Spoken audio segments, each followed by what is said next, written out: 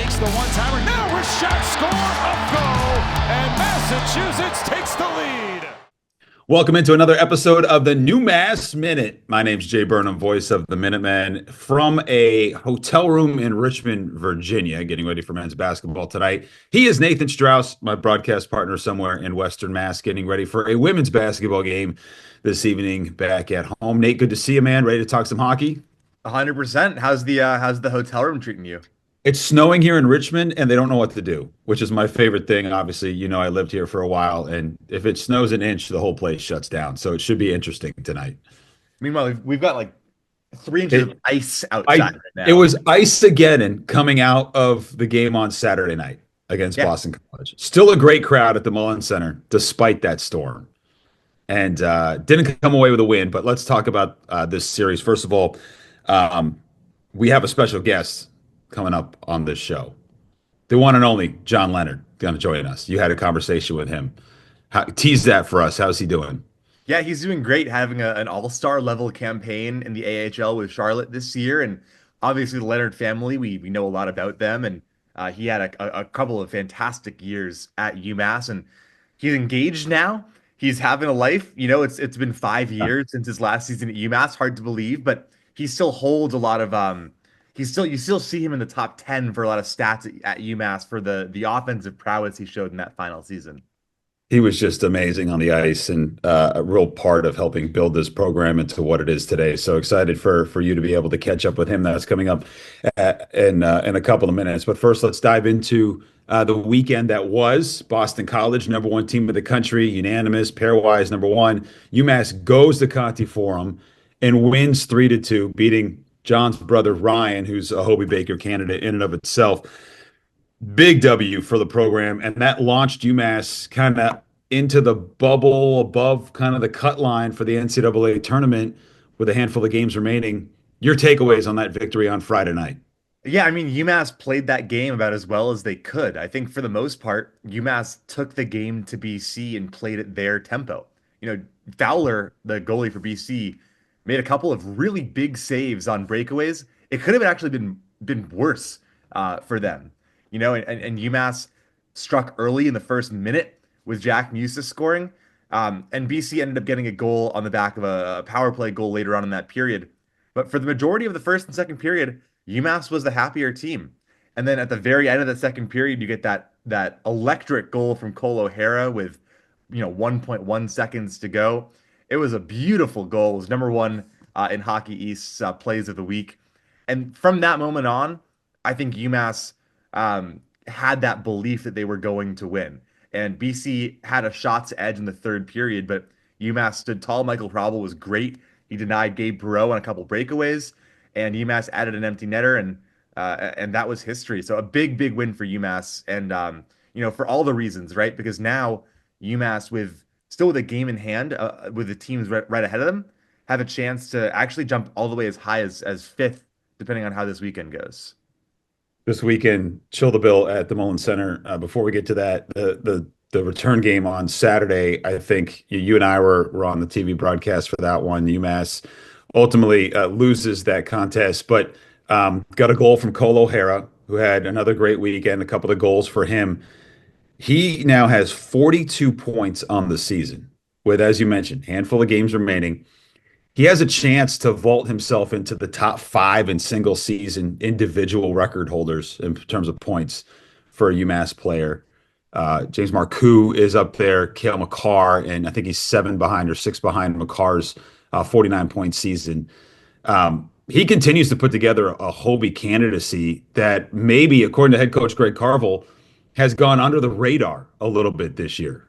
Yeah, and I mean, you look at the players who are around him as far as the number of points that they have scored this season, and it's a lot of first-round picks. You know, you've got guys like Isaac Howard, first rounder of the Lightning. You've got guys like Jimmy Snuggerud, first rounder of the Blues. Cole O'Hara, after 2 years in college hockey, was trending to be a nice player, not necessarily a dominant player. And what we've seen from him is that he is a dominant player. He's amongst the country's leaders in points, amongst the leaders in assists. We saw what he's capable of too. Just literally the goal that he scored, that second period goal that he scored against BC, is just beautiful. Like he carries the puck out of the neutral zone, makes one little move, goes bar down over a Richter caliber goalie with 1 second to go. Like Yeah, it's I just think recognizing like the great. situation there too, like, Yeah. hey, this is the last, like clock awareness, that kind of stuff. Knowing that he had to get that shot off and just got it in, just under the wire, which was amazing. I think, Coach Carvel was talking about him, and we've got a piece coming up on him for the TV show this week, saying, look, he also blocks shots. He does the dirty work that, don't see a lot of guys maybe in that realm that score a lot of goals, that have the glitz and glamour, but do the things that he's been doing this season, and doing it more like with a kind of a lunch pail approach. Yeah. Apologies. Someone just gave me a call. Not sure who that was. But We're recording here.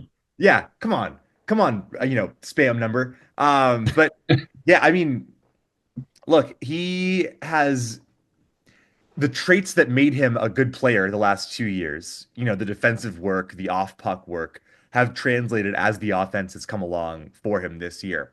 And you were talking about the numbers, as he moves into kind of rarefied air.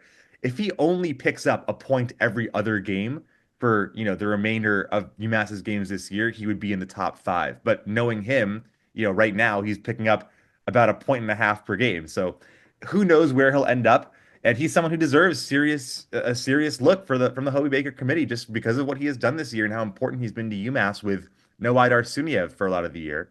But Idar Yeah. Suniev also back on Friday. Great segue. Suniev comes back, and by the way, this is what Carb said after the win at 3-2 on Friday, which included a beautiful empty net goal from Kenny Connors to extend his goal streak to 7 consecutive games, which is a record for a UMass player. He said, "quote, big win for us tonight. I think it's just the next step for our group. We've won 6 of the last 7 and have beaten good teams on the road all year.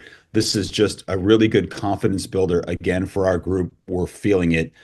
Didn't translate to Saturday, maybe kind of just emotionally drained after that win on Friday, and physically drained as well. But Carv mentioned something there about how UMass has played on the road this year. And that includes going down to UConn the weekend before and winning 5-4. This team's proven that they can play away from the Mullen Center, which I think is certainly something that's not easy to do, especially you go down to BC in a hostile environment. Yeah, I know you do have UMass fans, but they travel well. Winning on the road has been big for this team this year. Yeah, I mean UMass is an even 500 at home. They're 6-6-1. On the road, they're 8-4 or 8-4-1. And really since that UVM series where they went 0-1-1 on the road, it's been even better than that. This team has picked up wins at BC, Northeastern, and BU, all on the road. Two of those wins were shutout wins. Like this team, they only had a couple of home games at the start of the year. Like you remember how lopsided the schedule was as a result of like the tournaments and all of that. And being able to win on the road is important because, with all honesty, it's very unlikely that UMass gets to host a quarterfinal game. There's the Right. possibility that UMass ends up hosting one of the Hockey East first round games. But in an ideal world, UMass is battling for fourth or fifth, just given the way the schedule is shaken up.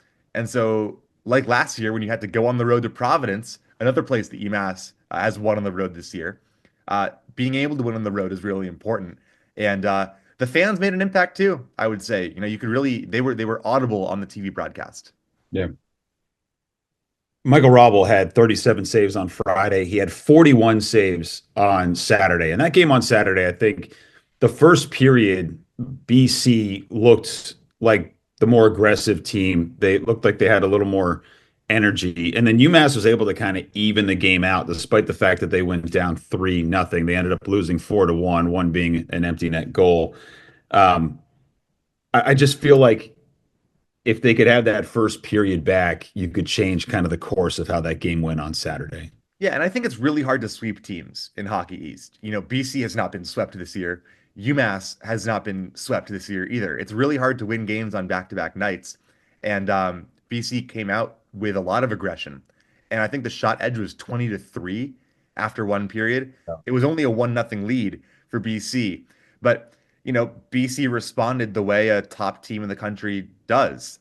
and UMass then evened it out, like you said. But the quality of chances too. Hrabal was really, really good over the course of the two games. He made that penalty shot save, which was really, really big. Awesome. The A first full-on penalty shot, penalty shot, man. That the was first great. penalty shot against UMass since 2020. So it's been a long time. I had to go to the Appreciate you doing the that. game notes, and I've never seen one. I Never been on mean, the he call made for it one. against a guy who's a All-American Yeah, yeah, teamer last year. A guy just like is all worldly and yeah. gave So that was huge, and it kept UMass in the game. And at that time, there was some tangible momentum, but it was a chippy game. It wasn't a very disciplined game, and Greg Carvel was honest about that post game. He said BC was the more desperate team. But at yeah. the end of the day, like I still think it was a successful weekend for UMass in that if you had taken a win you would have taken a win on the road, regardless of Saturday. I think if it was offered beforehand. So you mentioned earlier, and we'll talk about this before we get to John Leonard and UNH. Uh, Idar Suniev comes back after missing a stretch since the Merrimack game. He had really been your go-to goal scorer, and still statistically, after missing those games, is at the top of the list. He comes back, and now you've had in his stead. This is what Coach Carr was talking about. When you lose a guy, obviously you hope people step up. Yusa uh, with the hat trick, he's been scoring. Obviously, we talked about O'Hara. Kenny Connors has sort of been revived in the goal scoring ways, and then you kind of reinsert that key piece that had been the focal point of your offense. How does that change or alter things that had actually been going pretty smoothly, without Suniev, and now you get him back? Yeah, I mean, when Suniev got injured, he had 4 goals in 4 games. He had just been nominated for the Hobie Baker. He was amongst the country's leaders in goals at that time, almost a goal per game before he got hurt. So getting him back is huge just for the ability that he has with the puck. Obviously, he's a great shooter, but also it balances things out and it gives you the ability to change things around. And now you have him and Cam O'Neill back, like we talked about a couple weeks ago. Yeah. Greg Carvel said that he thought they had lost both of them for the season. And it turns out that both of them were able to come back. And so now you're looking at one of the deepest forward groups in the country. And, I think they were not managing his minutes at all because Suniev played 20 minutes in each game. But you get, a player who has a totally different skill set out there. And it should help your power play. It should help as far as, managing minutes for other guys. It gives you 3 really, really deep lines, which helps UMass play on the road, I think, as well. So once he gets that goal to kind of officially welcome him back, Yeah. it's gonna be huge. It's gonna be huge for this team. All right, New Hampshire coming up this weekend, on the road Friday, Chill the Bill on Saturday, white out at the Mullen Center. New Hampshire is at the bottom of the conference. They're 3-12 and 3, 11 and 13 and 4 overall. But does that tell the whole story? Yeah, it does actually. All New right. Hampshire had a really good, you had a really good out of conference schedule. And they picked up some big wins. They split a series with Quinnipiac. They swept a couple of ECAC teams. But they have really, really struggled as of late. They've got one win since the first week of January. They had a stretch where they lost 5 games in a row. They've now they have one win and one tie in their last 11 games. They're 1-9-1, and that's a big reason why they haven't found success as far as the Hockey East standings go. All They right. Okay. So let's put on the reasonable fan hat. Okay. Going into the weekend, reasonably speaking, how many points would you expect? 5 or 6. I think as far as UMass has 6 games left. You've got UNH times 2, UMass Lowell times 2, and Maine times 2. This is, I don't want to say a must sweep, but again, UNH has won 1 game in Hockey East play this calendar year, and it was against Vermont, who is another team that's, I believe they're actually the lowest team as far as pairwise goes in Hockey East. So Mhm. this is a this is a big series for UMass to really put their foot down, and minimum 4, but maximum 6.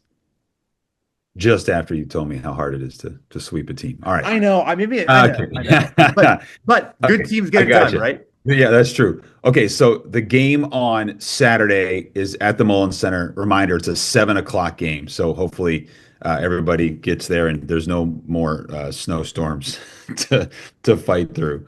Man, I know you had to like what, de-ice your car to I get went to, to oh my did God, you go Jay, to I went to Four the Nations? Four Nations game on Monday, and my car was, so it snowed and then rained and then snowed again. Familiar. Yep. So I had about 3 inches of ice on my car wheels, and I had to actually spend like 2 to 3 hours boiling water to go down, de-ice my car bit by bit to get out. It was actually a nightmare.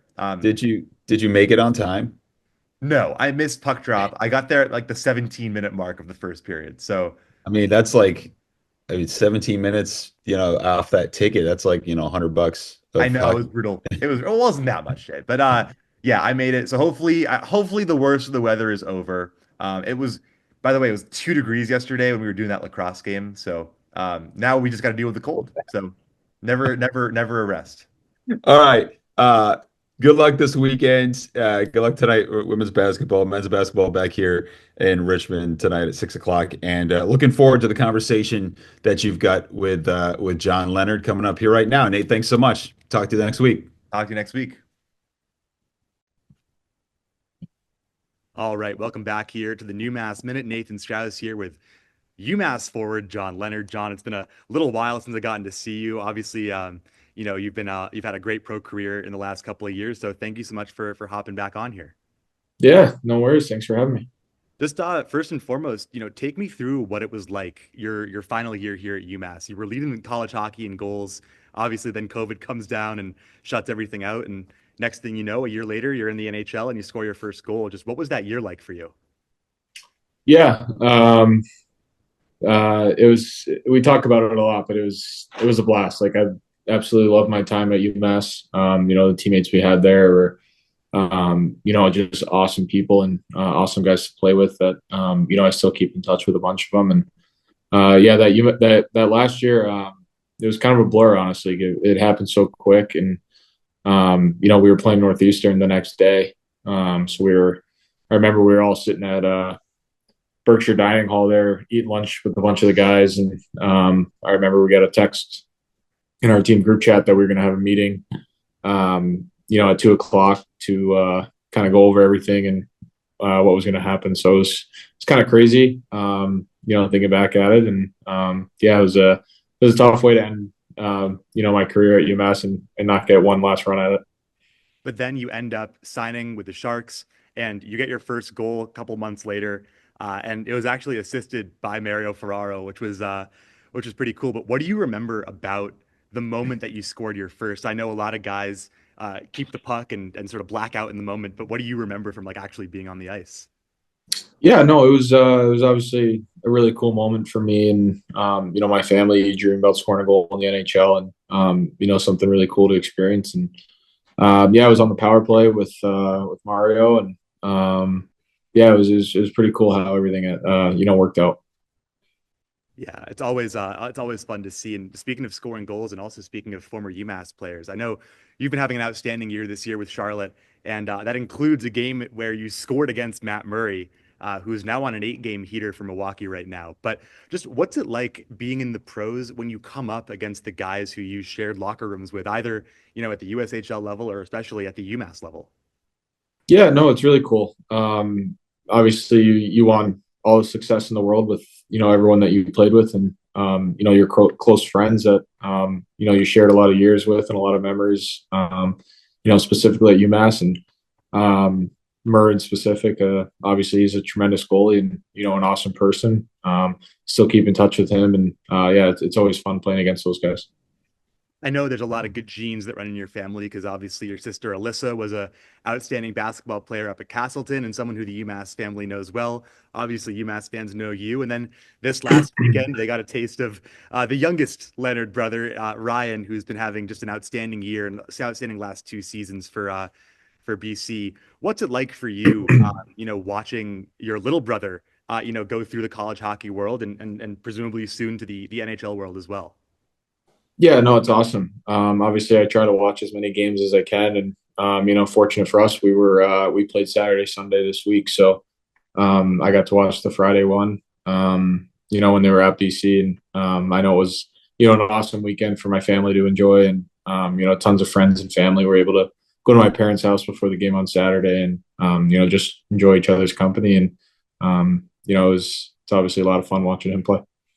When you think back to your time here at UMass, obviously you were part of the first Frozen Four team, and then you were part of the whole cycle too, the 2 years lead or the year leading up to that as well. What do you have a particular game or goal that you scored that really stands out in your mind? I think my favorite game at UMass was the national championship or the national semifinal game against Denver. I think a lot of guys would agree with that one. Just the atmosphere as a whole. We had that 5-minute power play in the first. They had an early power play as well, and just the overtime goal, like when Mark scored, just all the emotions in the world. Just something I'll never forget, and obviously just a really fun moment and a really fun game to be a part of. Obviously, Coach Carville just hit 250 career wins, and he's close to the all-time record for wins at UMass. I'm just curious, from your experience with him, what was he like to play under as a coach? Yeah, no, he's an awesome coach. He expects a lot out of guys, and that's what makes him such a good coach. Is he wants the best for each and every person. He wants to win each and every game. He coaches a very fun style where it's tight checking, fast pace, and that's kind of the game we play today is obviously so fast, and he does a really good job with that, and I had a lot of fun playing for him. Is there a particular trip that you've had either in the NHL or the AHL that really stands out to you, either from a venue perspective or like something that happened on the ice for you? I don't know if there's exactly one place in particular. I think that's one of the really cool things about playing, and you get to experience so many different cities, and going to different restaurants and all the little things that are really cool that I definitely don't take for granted, being able to see all those places. Going back to that team in 2019, 2020, I was just having a conversation with someone where I said that the momentum that that team had going into what would have been the Hockey East tournament, I think that team would have made a real run at a national championship. I know you just talked about kind of what it was like when obviously COVID hit and the team, the season was ended. But having been to the Frozen Four, the national championship game the previous year, do you think that that team was capable of kind of making a run and going all the way? I really do. Yeah, I think obviously you talk about experience. I think experience is such a huge thing, and not to say that that we didn't have a chance or deserve to be there that first year, but obviously we had a heck of a team and an awesome group. But to be able to go into that second time, and obviously we were going to make the tournament regardless of what happened in that hockey's tournament, and I think we had just had an awesome group, and it stings a little bit that we weren't able to get that one last run, but I think we would have had a really good shot. Obviously, you don't know what would have happened, during the games, but I do think we would have had a really good chance. Take me back to your time as well at Cathedral. I know it's now Pope Francis, the name change and all, but what do you remember playing, early high school hockey before you started billeting out in Green Bay? Yeah, those were some of the best times, honestly, playing high school hockey with your best friends from growing up, and still my best friends and closest buddies to this day. And we talk about it all the time, and we lost in the semifinals my last year, and yeah, but it was a blast. Like, there's nothing that beats playing with your childhood buddies, and playing for your hometown team. Cathedral was an awesome place, and I know my brother got to experience it too. Like you said, it got changed to Pope Francis, but just an awesome group of people that are a part of that team and a part of that school, and something I'll forever be grateful for. I think I saw too that you got engaged in this last year. So is that you to Danny, who played soccer rather at UMass? Just Yeah. how important was your UMass experience, not just for the hockey side of things, but also like where you're at in life as a person. Yeah, no, definitely. Obviously being able to meet her and now we're engaged and we're obviously really looking forward to the wedding and then everything after and yeah, it's obviously one of the greatest gifts to come out of UMass for sure. Well, congratulations. Last question for you. When you were here in the pre-COVID world, there were some of the biggest student crowds at UMass. People were lining up before games to get in. And there are some really important home games coming up for UMass in the next couple of weeks. You've got UNH, UMass Lowell, and then two with Benny Barr in Maine. Just as a former player, how important is having, a packed student section? And how much does it influence, the energy coming right out of the gate? Yeah, no, I think it's obviously the best part of college hockey. The fans and the atmosphere and the students. It's the coolest thing about college hockey. You talk about crowds at UMass and you brought up Benny Barr. Like playing at Maine was one of the coolest places to go to, and the student section that they had was awesome. And Hockey East is really fortunate in that way that every rink's like that, and students are passionate about their team, and it's a lot of fun to be a part of. I remember, we'd go to the rink at 4:15, 4:30 for games at home, and there was already be students lining up outside Mullins, which always brought us chills when we were kind of pulling up to the parking lot area, and something that was really cool about UMass for sure. Awesome. Well, thank you so much. Congratulations on an all-star caliber season so far. Best of luck to you and the boys with Charlotte, and hope to catch up with you at some point in the future. Awesome. Sounds good. Thank you. I'll talk to you next time on the NewMass Minute.